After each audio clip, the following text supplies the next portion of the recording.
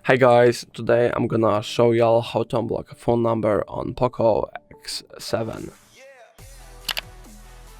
Firstly, go into the phone's app, tap on contacts and go ahead and tap on the contact you have blocked.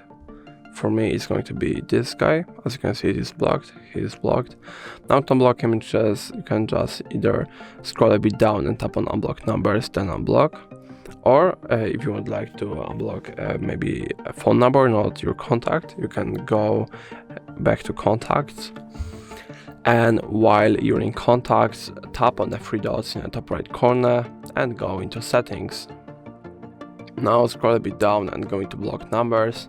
And here is number that I have just blocked, like the Bobby Singer, like my other contact.